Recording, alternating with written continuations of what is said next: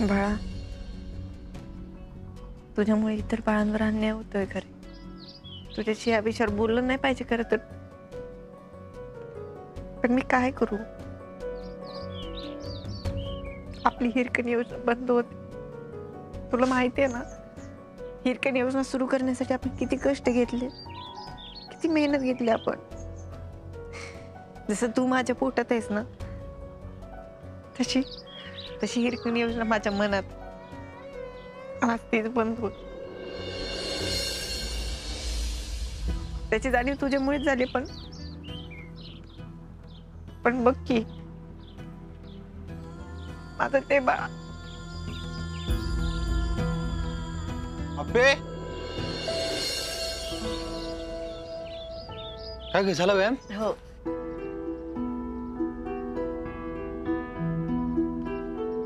काय झालं अबे? कुठे काय काय नाही.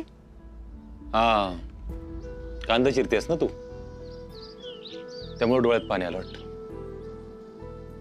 अरे हे मूड स्विंग्स प्रेग्नन्सी मध्ये होतं ना, माहितीये की तुला? त्यामुळे नाही आलं डोळ्यात पाणी तुझी, कळतंय मला. माहितीये ना तुला. सोड की, जाऊ दे. अप्पे अगं, तुझ्या डोळ्यात असं पाणी येणार असेल तर मला कसं वाटेल? मी मुद्दाम नाही करत आहे खरंच. मला वाईट वाटतंय अर्जुन. आज मीटिंग आहे फायनल, ते सचिव येणार आहे, कळेल काय? वाटलेलंच मला. म्हणून म्हटलं ना, जाऊ दे, नको बोलूया आपण. असं तुला रडू येत असेल, भरून येत असेल तर मला कसं वाटेल? मला पण वाईटच वाटेल ना. तू ऑफिसला जायचीस बघ कशी फ्रेश मूड मध्ये, तुझा हसता चेहरा असला ना सकाळ सकाळ, मला भारी वाटतं का, माझा दिवस भारी जातो. जाऊ दे ना मग प्लीज. मी नंतर खरंच काय नाही म्हणणार, आज जाऊ दे ना. मी हवं तर ना 2 हवालदार सोबत घेऊन जाते आणि मीटिंग झाली की लगेच घरी येते. काय अप्पे, परवाच्या वेळी घर आणि बाळ हे निवडलंस ना तू, त्याच वेळी या प्रश्नाचं उत्तर पण निवडलेस. पण मग हे निवडायची वेळ माझ्यावरच काय यावी रे? कारण बाळ फक्त तुझ्याच पोटात वाढू शकतं अप्पे, आणि जगात हे कोणच बदलू शकत नाही. माहितीये की मला कळत नाही का अर्जुन? मी बाळाची काळजी घेत नाही का रे? तुझी काळजी घेणं पण मला हवं असं वाटतं.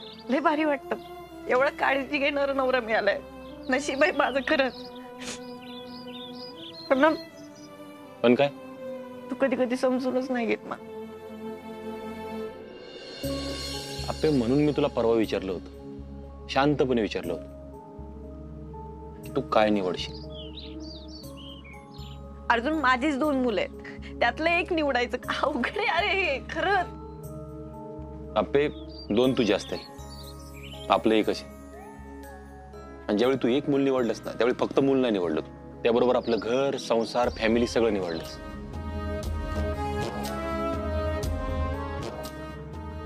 आणि तू म्हणतेस तसं, आता गेलीस मीटिंगला, मीटिंग झाली सक्सेसफुल, वाचली तुझी योजना. पुढं काय? पुढं तुझं काय असेल माहिती का? योजना वाढवायची कशी, लोकांपर्यंत पोहोचवायची कशी आहे, वाटेल का नाही तुला असं? हो. तुझ्या प्रश्नाचं उत्तर तूच दिलेस. जाऊ दे, आवर, फ्रेश हो, आंघोळ कर. घरात दिवाळीची तयारी चालली, जरा हातभार लाव, सांभाळू ना. डोकं दुसरीकडे कुठेतरी गुंतलं ना, एवढा त्रास होणार नाही. मी हाय, मी आतमध्ये.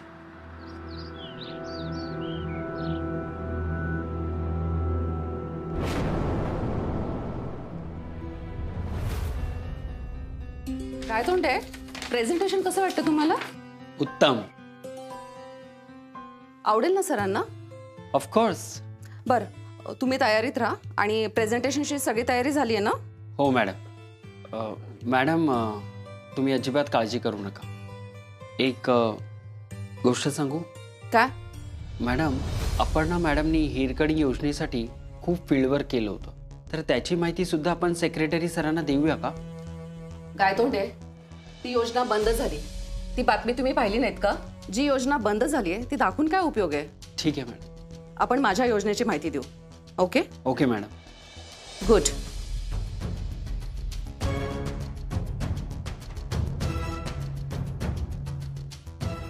मीच दीपाला बातमी द्यायला लावली होती, ते यांना कळलं वाटतं.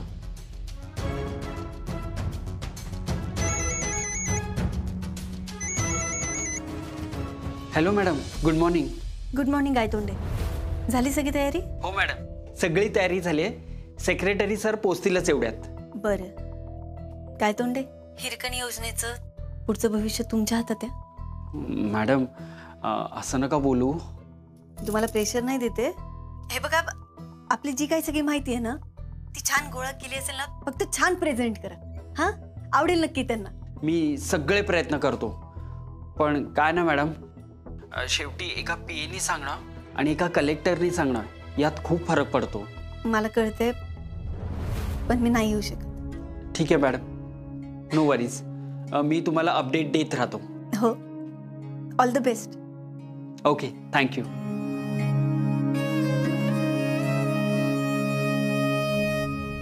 साहेब, तो माझ्या हातानं सुटला बरं का. जाऊ दे की. योगावलाय की मच्छर, ह्याच्याकडून घेऊ ना माहिती काढून. ए अर्जा, अरे लय डास आवताय तिथं. रातभर ना डासांनी फोडून काढले पार. अरे निदान कपडे तरी दिके घालायला. ए चिंचुके, काय करतो? काय म्हणलास तू? डास चावते, रातभर फोडून काढले अरे डासांनी. त्या अगोदर काय म्हणलास? ए अर्जाला सांग ना. काय चिंचुके यार, काय करतोय तू? अहो साहेब, तुम्हाला एकीर नावून हाक मारतोय. साहेब म्हणायचं साहेब. तेच म्हणतोय मी तुला चिंचुके. त्यांनी तोंडाने चुकी केली आहे, त्याच्या पायावर कुठं मारतोय तू? सॉरी साहेब, चुकलं माझं. एकाच मिनिटात हेकडचं तिकड थोबाड करतोय. नको उडू नको. अर्जुन साहेब, सॉरी, चुकलं माझं. काय म्हणलं? अर्जुन साहेब, माझं चुकलं. I am sorry. It's okay. Chinchuke साहेब, डोबळे साहेबांनी माफी मागितली. कुलूप लावा तेवढं.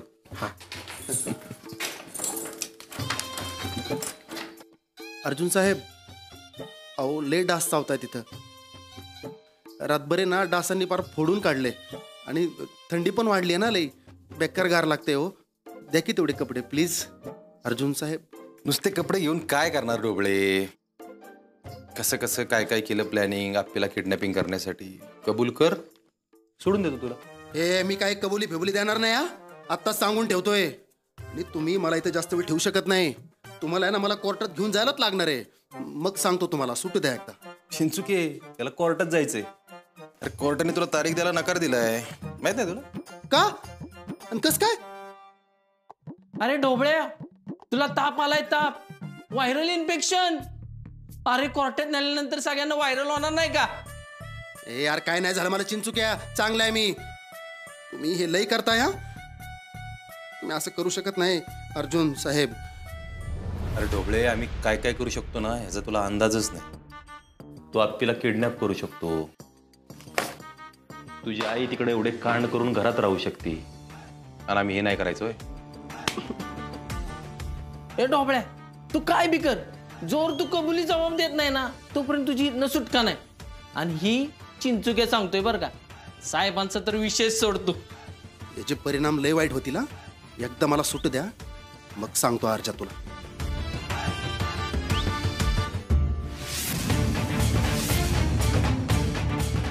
असू दे, डोक्यावर उभा राहा. हा, डोक्यावर उभा राहा. राहतो.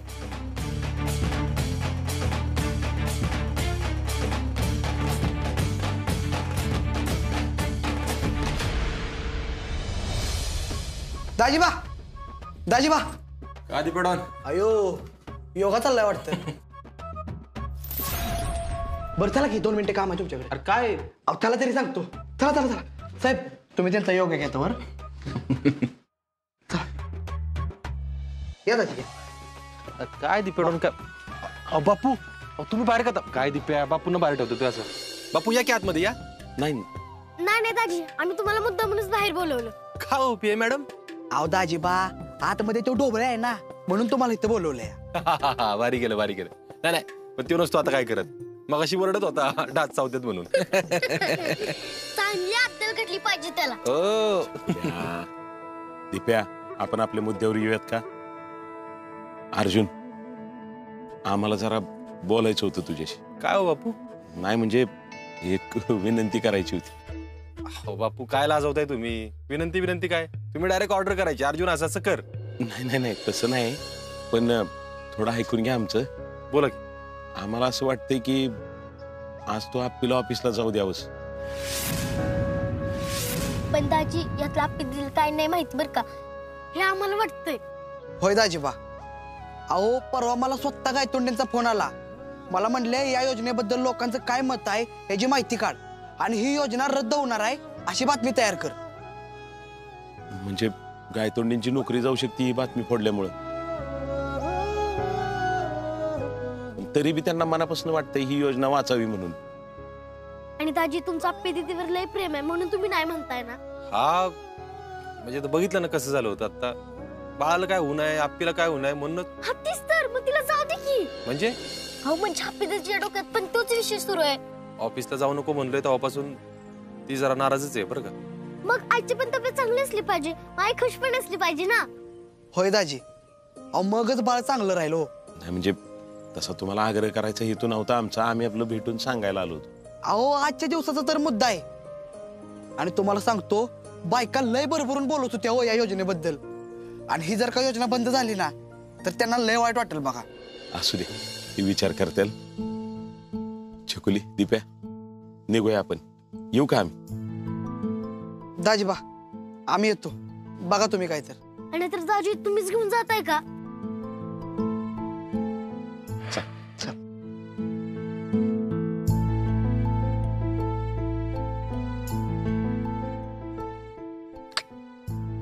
मी आप्पीला ऑफिसला घेऊन गेलो तर आप्पी काय काम करायचं थांबवणार नाही. नमस्कार. नमस्कार. कसा झाला प्रवास? उत्तम झाला. गुड. मला पुढे कोल्हापूरला जायचंय. लगेच आपण कामाला सुरुवात करू. हो हो, आम्ही तयार आहोत आणि प्रेझेंटेशन पण तयार आहे. अपर्णा कुठे? सर, अपर्णा मॅडम आज रजेवर आहेत. हो का? घेतली का त्यांनी एकदाची रजा? हां. त्यांच्यासाठी बरं आणि माझ्यासाठी बरंच झालंय. तुमच्यासाठी म्हणजे? मला योजनेसंदर्भात निर्णय घ्यायला आता सोपं जाईल.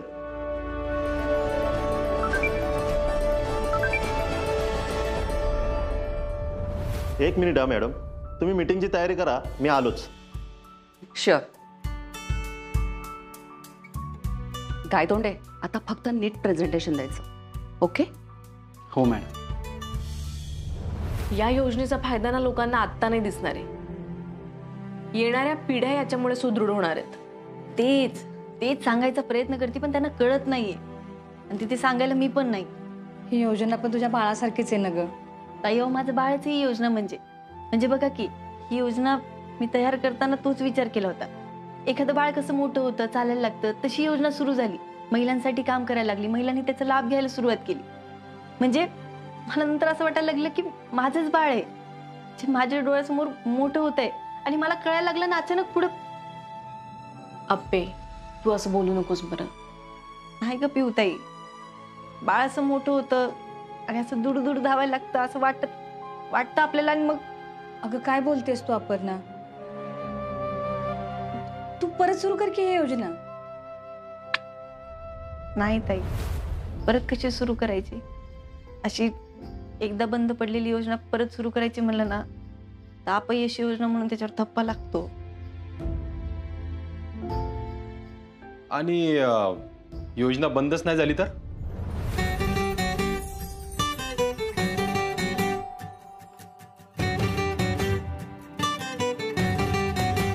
सब इन्स्पेक्टर अर्जुन वर्षा विनायक कदम रिपोर्टिंग. मॅडम, तुम्हाला ऑफिसला घेऊन जायला आलोय.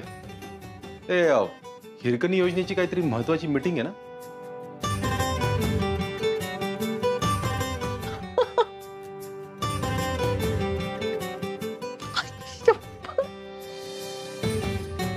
अर्जुन खरंच? 100% खरं.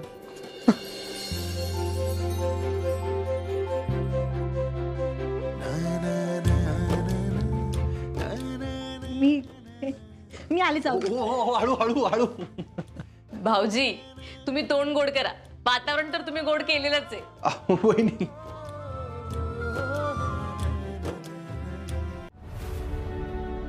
यामुळे कॉलेजमध्ये जाणाऱ्या सगळ्या मुलींना कॉम्प्युटरची गोडी लागेल. शिवाय त्या आत्मविश्वासाने शिकू शकतील आणि जॉबसाठी उभ्या राहू शकतील. त्या मुलींच्या भविष्यासाठी ही उमंग योजना. गुड. अतिशय विचारपूर्वक आणि उत्तम बनवलेलं प्रेझेंटेशन आहे. बऱ्याचदा असं होतं की प्रेझेंटेशन चांगलं असतं पण त्यात ऑनग्राऊंड येणाऱ्या समस्यांचा विचार केलेला नसतो. तुमच्या बाबतीत असं झालं नाही. छान तयारी केली. Thank you sir. आता पूर्ण तयारीनिशी कामाला लागा. नक्कीच सर. एका महिन्यातच आम्ही ही योजना सत्यात उतरवू. गुड. अपर्णाशी बोललाय तुम्ही? तिचं काय नाहीये ना?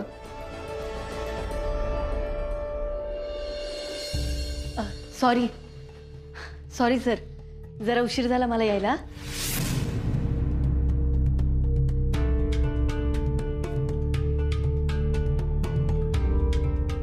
लेट?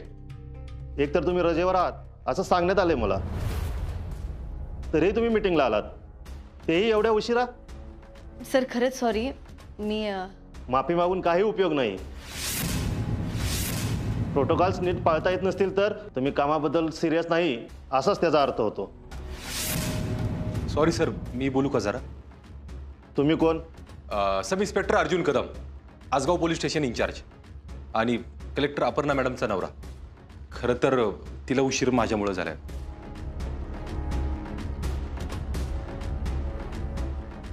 काय चाललंय इथे? सर खरंच ऐकून घ्या तुम्ही. 2 दिवसापूर्वी तिचं अपहरण झालं होतं. त्यामुळं मला भीती वाटत होती, मला काळजी वाटत होती तिची, बाळाची. म्हणून मी तिला ऑफिसला यायला परवानगी देत नव्हतो. पण मला आता कळलंय की हिरकणी योजना हे पण अपर्णा मॅडमचं बाळच आहे. म्हणजे एक चांगला नवरा, चांगला बाप होण्याच्या नादात मी हे विसरून गेलो होतो की एक चांगला नागरिक होणं पण गरजेचं आहे. त्यामुळे ही माझी चूक होती की मी तिला ऑफिसला येऊन देत नव्हतो. त्यामुळं माझ्या चुकीमुळं तिच्या ह्या योजनेवर परिणाम व्हावा असं मला नाही वाटत. त्यामुळे तुम्ही ह्याचा पण विचार करावा. आणि 2 दिवस मी तिला ऑफिसला येऊन दिलं नाही ना, तर तिच्या डोक्यात फक्त एक आणि एकच विचार होता, हिरकणी योजना. ह्याचा पण विचार व्हावा असं वाटतं मला.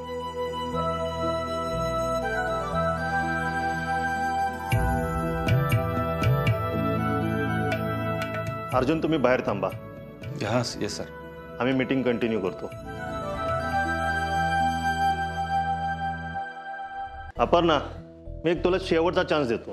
का चालू ठेवायची तुला ही योजना ते सांग. तायडे मॅडमने आता अतिशय सुंदर प्रेझेंटेशन दिले.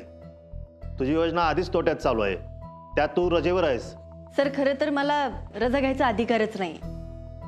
कारण जोवर माझ्या जिल्ह्यातल्या बायका 7-8 महिन्याच्या गरोदर असताना उन्हातान्हात दगड फोडतायत, पाणी वाहून घेऊन जात आहेत, सर त्या काम करत असताना मी तरी रजा कशी घेऊ?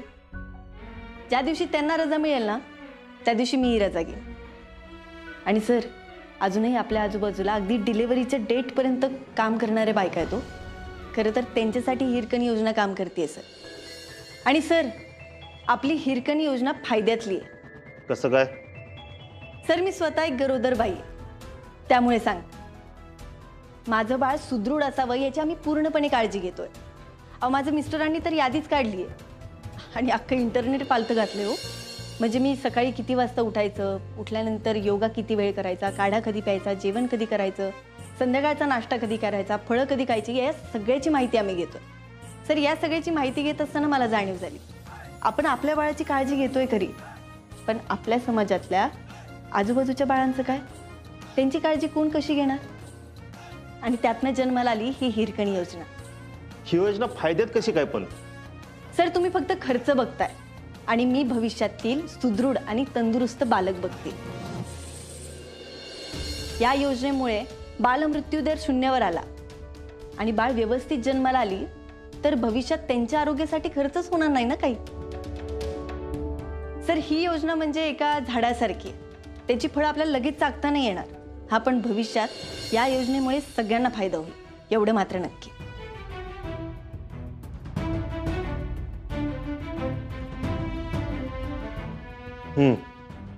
हे सर्व ऐकता मला असं वाटतंय की हिरकणी योजना बंद होता कामा नये. ही हिरकणी योजना अशीच चालू राहील.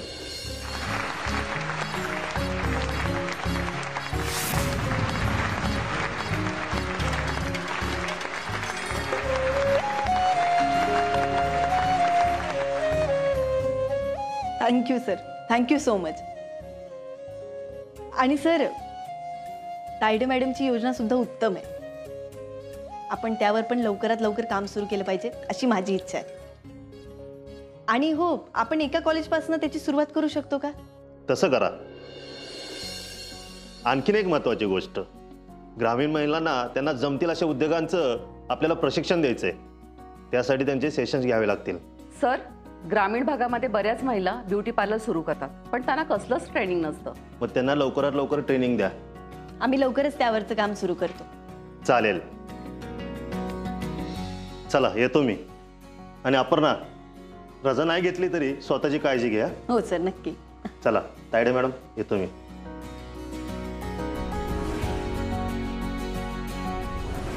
अबे अर्जुन, हिरकणी योजना सुरू राहणार आहे.